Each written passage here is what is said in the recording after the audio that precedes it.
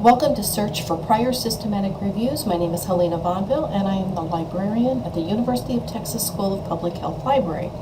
If you are a student, staff, or faculty member with either UTSPH or one of the other schools at UT Health in Houston, the links to the licensed databases in these slides all go through the Texas Medical Center Library. You will need a separate account with the TMC Library to access these resources. This account is not the same as your university account. This account goes through the TMC Library. It is free and registration for it is pretty easy.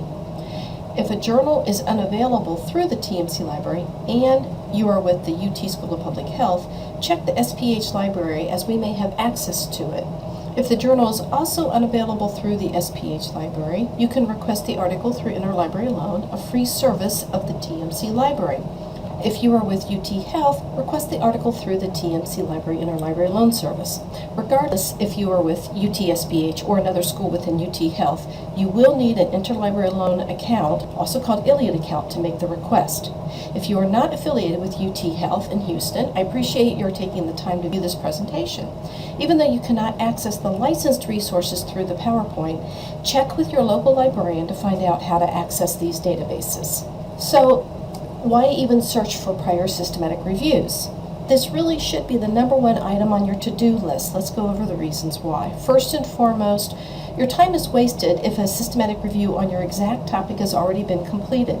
There are caveats, of course. If it is older, say, or a few years or more, there has been extensive research in the intervening years, an update could certainly be warranted, but you don't want to replicate a systematic review. You want to build on others' work. These prior reviews can help you determine if there were some gaps in the literature that were filled in the past years. A prior systematic review may have approached the topic from one perspective, you might come from another, and of course, you could certainly borrow some search strategies, terms, maybe even evidence table layouts, code books, inventories, that sort of thing from the prior reviews. You may have to contact the author to get some of these, such as the code book, but it can be extremely valuable to get. Of course, make certain if you do use these other resources that you cite them in your article. Think about the type of review that you would like to complete. Most of us are aware of the traditional type of review, of comparison of treatment effectiveness that includes randomized trials only. But in actuality, there are many kinds of systematic reviews. Rapid reviews are designed to be completed in 6 to 8 weeks. They tend to be less comprehensive and are often used for quality improvement projects. A systematic review of systematic reviews is ideal for those topics in which there's an inordinate amount of research that has already been synthesized in multiple systematic reviews. Pulling the SRs together can provide a great service by capturing trends in research, identifying paths that shouldn't be revisited, and highlighting effective practices. Sometimes scoping out the literature needs to be completed as the field is new enough and the research is so current that we need a sense as to what we know and don't know, or if there is even enough research to gain any answers. Mapping and categorizing the literature is a means by which we can see the patterns in the research, capture trends, and determine where the research is lacking. Many of our SRs work with quantitative data only, but integrating qualitative reviews can be valuable. How do we know that our interventions are identifying important issues with the stakeholders unless we incorporate their beliefs and attitudes? So, where should you search for prior systematic reviews? Well, we want to keep this simple. Our systematic review searches tend to be complicated affairs, but we don't need our search for prior reviews to be as complicated. We're going to focus on 3 journal databases that should find the large majority of systematic reviews on your topic. You will see a few tricks used in the search filters. We won't use them for our search for prior reviews, but they should be employed when searching for original research. To find protocols for systematic reviews, we can search in PROSPERO, which is a registry of systematic review protocols, as well as the Cochrane Library. The Cochrane Library, or the Cochrane reviews, are included in PROSPERO, but PROSPERO tends to not be as up-to-date as the Cochrane Library would be, since they are the publisher. We also have government health agencies that contract out systematic reviews. To search the journal literature, we've developed several search filters. The filters are not interchangeable between databases, as the vocabulary and syntax used to develop them are specific to the database content and interface. To use this SR filter, click on the link in the PowerPoint and select the tab of the database you are searching. Scroll down to the filter you need, highlight it, and copy it. Paste it into the search text box of the database you're searching. In this slide, I've talked quite a bit about how to use a search filter. In the preceding slide, I talked about how to use a search filter without giving a proper definition of what a search filter actually is. Basically, it's a search strategy combining search terms relating to the research methodology. Typically, that's what search filters do. They're designed to retrieve specific study types or study methodologies in a literature search. We tend not to see as many content search filters, although there are some out there. You will retrieve a very large number of false positives, but that's because the filters are very broad, intended to not miss any true positives. Once we combine them with the subject concepts, it'll narrow your results considerably. Here's the SR filter that we used for Ovid Medline. It has quite a bit of fancy code in it that once you learn some of the tricks won't seem so fancy after all. In this presentation though, I am going to show you the SR filter shown first or searched first. But typically when doing a systematic review search, I tend to apply my study methodology filters at the end, partly because I think of my searches in a hierarchical manner. Content or subject matter takes precedence over study methodology, which to me is more of a limiter. Oh, I can hear you just thinking right now. I was just going to type in, I want systematic reviews on adolescent exercise interventions. We do our searches a little bit differently here than you might do on Google. And so instead of just typing in a sentence, we will develop it concept by concept. If you feel this is getting too complicated or after viewing this presentation it still doesn't make sense, not a problem. Download the form linked here, fill it out, and we can set up an appointment to meet. Here's the actual search strategy as it was run in Ovid Medline. The first line is the SR search filter, which found nearly 285,000 citations. But this probably all looks a little crazy right now. So we'll walk through this. We're going to walk through this to try and figure out the logic and maybe make some sense of the search. Here we are by the numbers. We have the SR filter on the first line, which again found nearly 285,000 citations. The smoking cessation terms are on the second line with almost 32,000 items found. And then at this point we haven't combined anything until we get to lines 3 and 4. Once we combine our first two concepts, it comes down to just less than 1,700, and when we say just give it to us in English, we have only 1,606 citations. Now maybe that seems like a lot to you, but in the world of systematic reviews, it's not too bad. The aim of this review is to determine which smoking and tobacco cessation interventions are shown to be effective with African American populations. So on line 5, we've added terms for African Americans, and once we combine it with the SR filter and cessation in English, we get down to just 16 items. Line 7 is referring back to line 2, our smoking cessation terms, and on line 8, we do a limit to English and review articles. Because I don't like to look at things I've already looked at, on line 9, I take line 8 and I pull out all of my SR filtered and cessation articles in English, so 1,606 articles in English. And then I combine, on line 10, I combine my Blacks or African Americans terms with my review articles on smoking cessation in English, and I get it down to just 30 items. So let's see if maybe some Venn diagrams make a little more sense.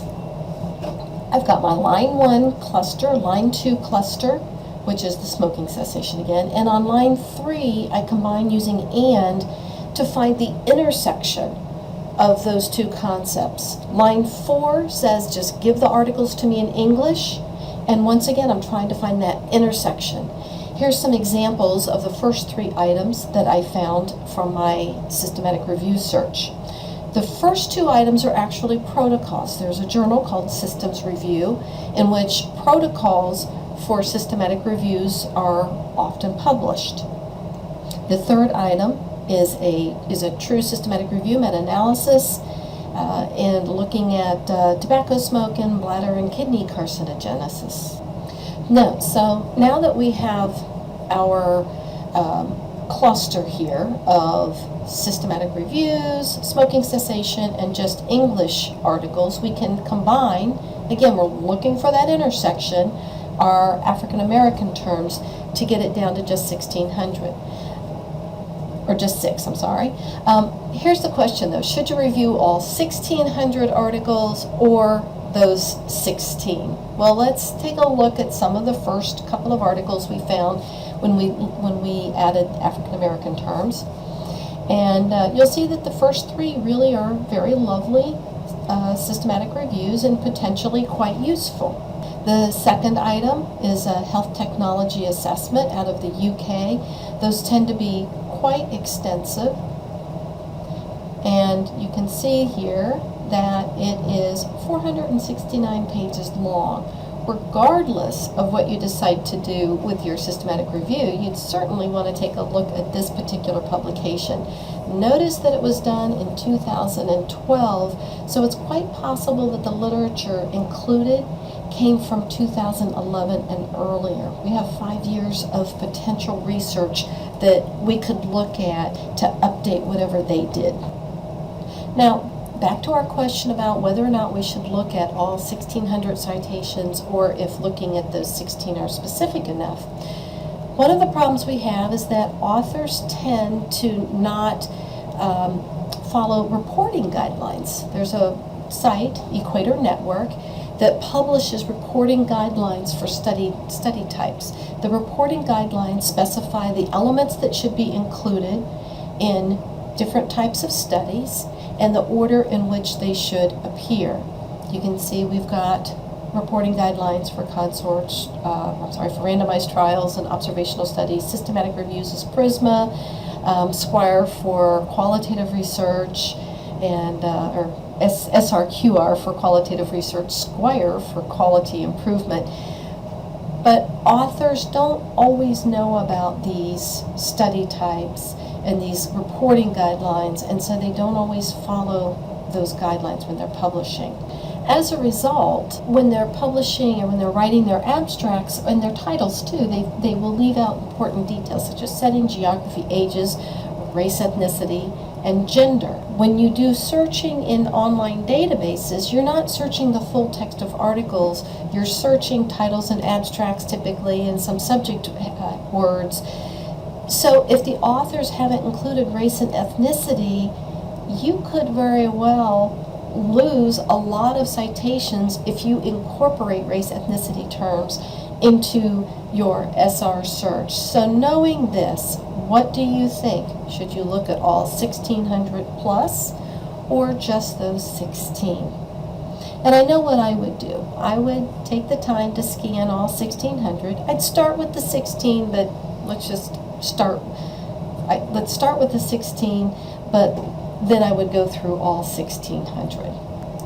On our next search example, we're going to take our smoking cessation terms and limit those to just English language articles and review articles. This is an attempt to try and pull out those old-fashioned literature reviews or narrative reviews, and we can do the review articles. It's a publication type in Medline. Then I'm going to pull out the systematic reviews that I've already found. I can then take my African American terms and find the intersection between my reviews that are not my systematic reviews with smoking cessation and African Americans.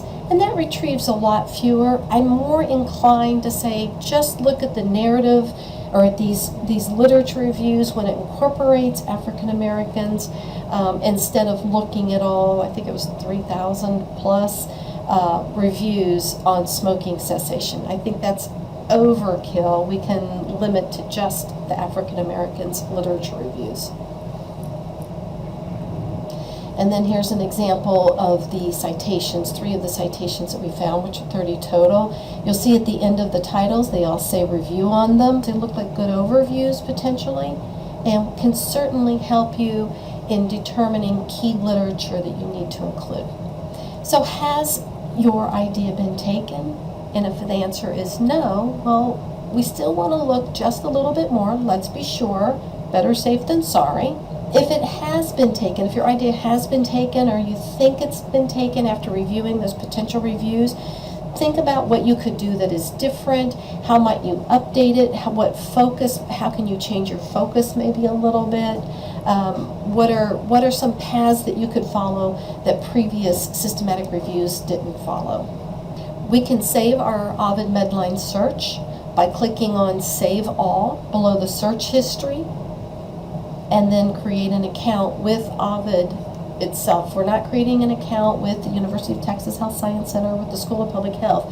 We're creating an account with Ovid through the TMC library. Keep your username and password fairly easy, or something that is immediately identifiable to you, so that you can get back to this easily. So our next step is to decide whether or not we need to search PubMed. Even if I've searched Ovid Medline, I always search PubMed for my original research, and I figure it really can't hurt for your systematic reviews, for searching for prior systematic reviews. It's a quick search, so it shouldn't take too long. Use the TMC library link to PubMed. That will maximize your access to your electronic journals. There's no reason you should have to pay for a journal article. We're going to follow the same strategy that we used in our Ovid Medline search, exact same logic. Now you might be asking, why not start with PubMed? And certainly you could in your search for your prior systematic reviews. I tend to prefer starting my searches in Ovid Medline, and this is a definite bias on my part. Some librarians much prefer PubMed, but when I'm doing my Ovid Medline searches, I find it's much easier for me to cue into key terminology that I need, and then I have a method of converting my Ovid Medline search to a PubMed search. Just takes a few seconds. Regardless, make sure that you use the PubMed filter for the systematic reviews. And here's our PubMed search example. You'll see on line 1, our systematic review search, followed by on line 2, tobacco cessation or smoking cessation. We've combined on line 3.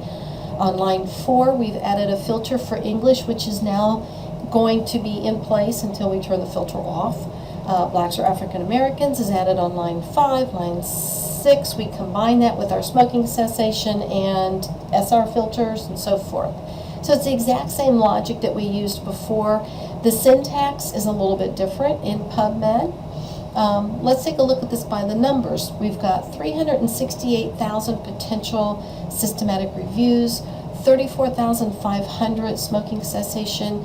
All in all, you'll see that we've got more items that appear, 2002 with our SR filter and cessation in English and so forth. Why does this happen? Why do we have more in PubMed than we had in our Ovid Medline?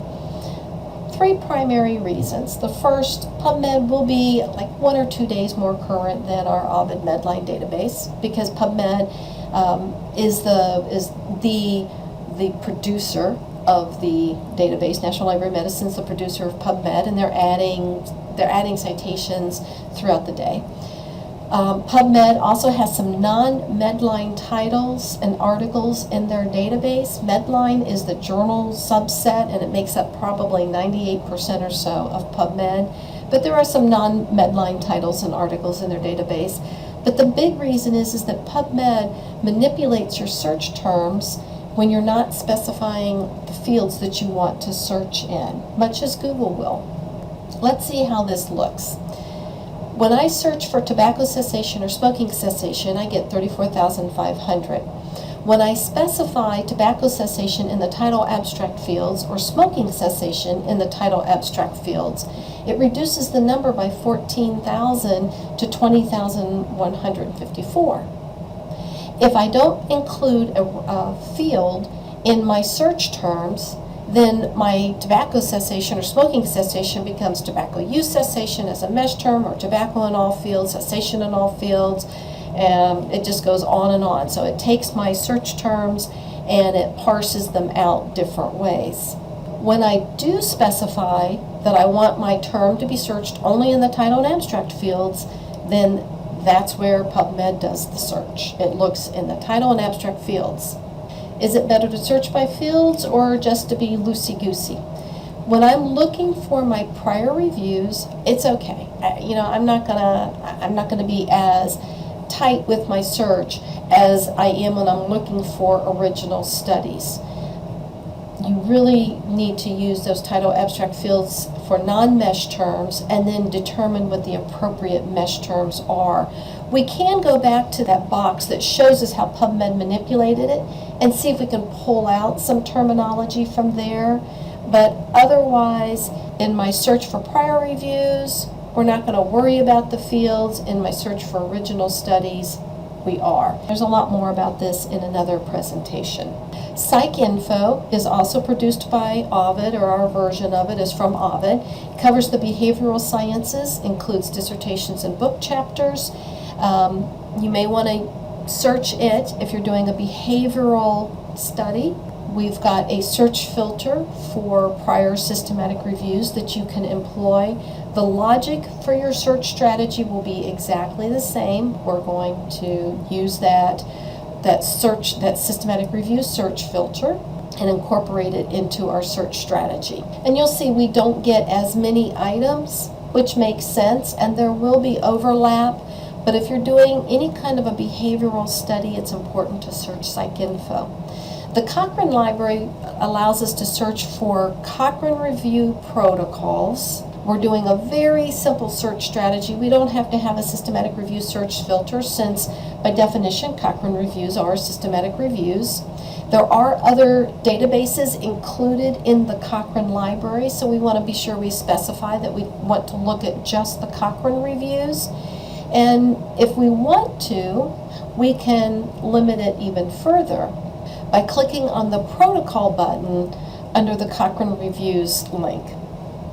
You'll see that from this point on, there are 8 protocols for Cochrane Reviews that are currently in process. PROSPERO is the International Prospective Register of Systematic Reviews. If you're planning on doing a systematic review, you should check it and then register your own review. There are some publishers now who don't allow you to publish unless you have registered your systematic review. The PROSPERO database essentially contains protocols to systematic reviews, many of which were added years ago. And unfortunately, authors haven't been real good about going in and updating the status of their review. So we see one from November of 2013 that indicates it's ongoing.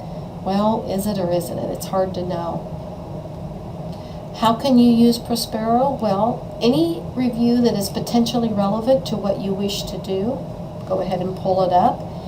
And you can go into Medline or PubMed and actually search the author's name to determine if it's been published. If it hasn't been published, why not see if you can collaborate? Maybe you can contact the author and see if they're still interested in working on the review and if you could be part of it. It would be a great feather in your cap to have a systematic review published before you graduate. Has your idea been taken? No? Excellent. Let's go for it then. Yes? Okay, again, we can consider ways to modify our search. What can you do that is different from what they've done? Is the search or is the review out of date? Have they approached it from one angle and you want to approach it from another angle? There are lots of alternatives here that you can follow and build on what they've done without replicating it exactly. Unless, of course, it's an out-of-date review, in which case, just take their strategy and move it forward to capture the most current literature. The journal databases that we showed you in this presentation could also be useful in your search for primary studies. Of course, you want to make certain that you use the appropriate type of filter for the specific types of studies that you want.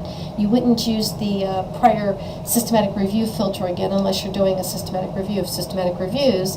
But if you're looking for clinical trials, then you'd want to use the clinical trial filter and so forth.